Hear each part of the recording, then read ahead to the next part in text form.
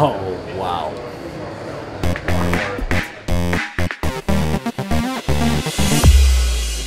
What's up, guys? I'm here with Anton, CEO of Gaijin Entertainment for War Thunder. We just tried the PS4 demo. How has the reception been from everyone been so far? Well, VR is pretty popular nowadays, so everyone is really impressed with the Project Morpheus demo on PS4 we're showing now. And of course, we yet to see the final hardware because it's still dev kits, it's still not the final. So, what made you decide to go with Sony PlayStation and the Morpheus instead of parties like Oculus Rift and HTC Vive? On PS4, there's only Project Morpheus, so we support Project Morpheus on PS4 and we support Oculus Rift on PC. Right. So we are not. It's not that we have a choice. We only have Project Morpheus on PS4. So. Right. I meant that. I meant to say that it's not exclusive to the not VR exclusive. VR version is available for both PC and PS4. So, what were the challenges of working the VR into the game? There are a few of them.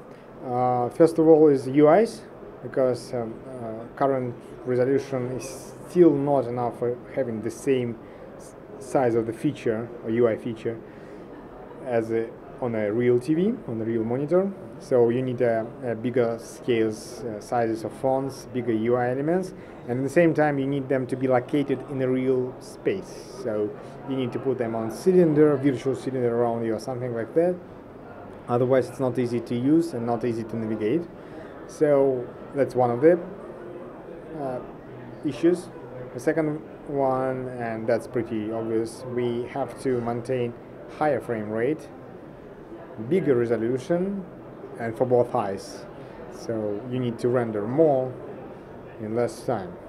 That's a technical challenge, which can be easily solved on PC by basically asking players to using more horsepower, but on PS4, which is fixed platform, requires efforts from engineering side.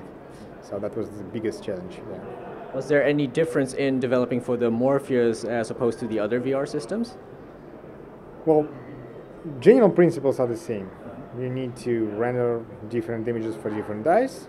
You need to utilize head tracking, positional tracking, and rotational tracking.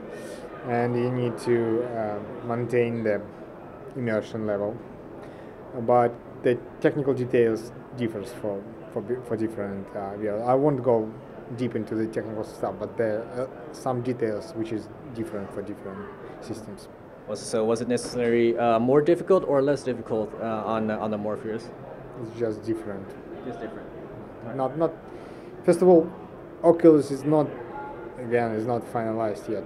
We've been working with DK1, then DK2, now with the, I don't even remember the current name, it was Christian Bay, now it's Rift, I don't know.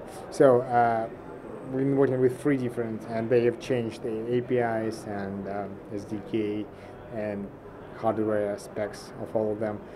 The same was with Project Morpheus.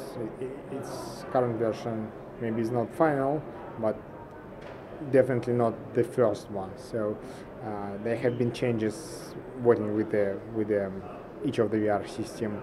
So it's not easier, not hard. It's just in making for different.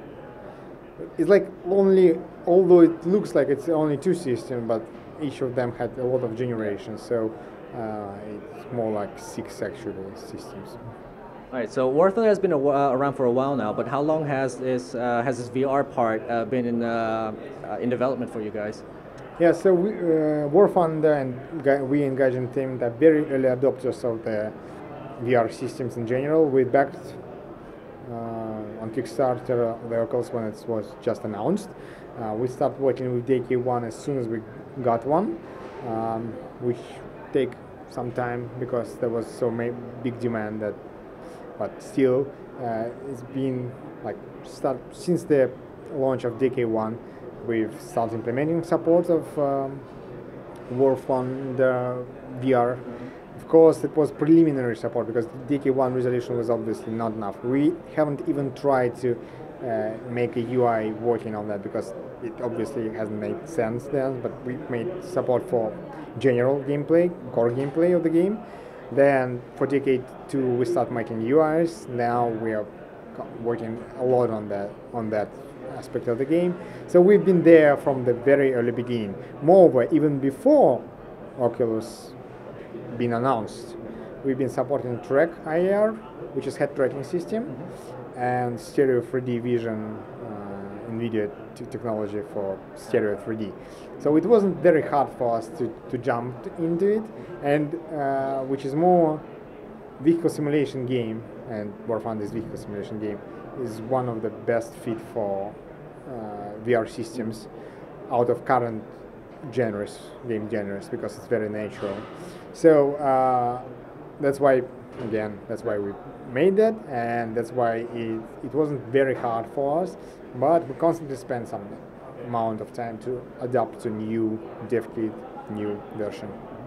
So VR isn't like the only technology that's been recently hot nowadays. Like for example, the Microsoft HoloLens offers a different kind of immersion. Are you interested in tapping into that as well? With like Morpheus is obviously just for PS4, but there's some overlap for the PC versions, of course. So have you thought about having an Xbox One and Windows 10 exclusive version with HoloLens or something like that?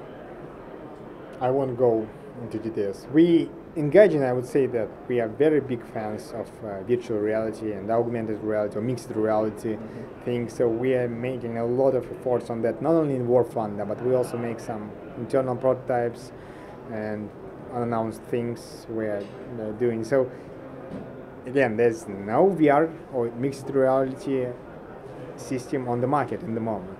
So everyone who is working on them, working on dev kits or prototypes or something not finalized.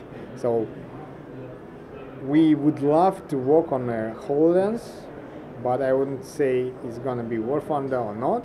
It will depend a lot on the final specs of HoloLens, of the launch date of HoloLens, which is not yet even close to that, and development support from Microsoft.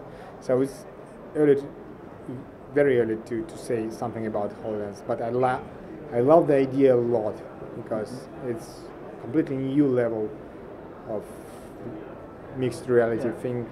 Although in some areas it's less immersion, but in some areas it gives a lot more options. Yeah.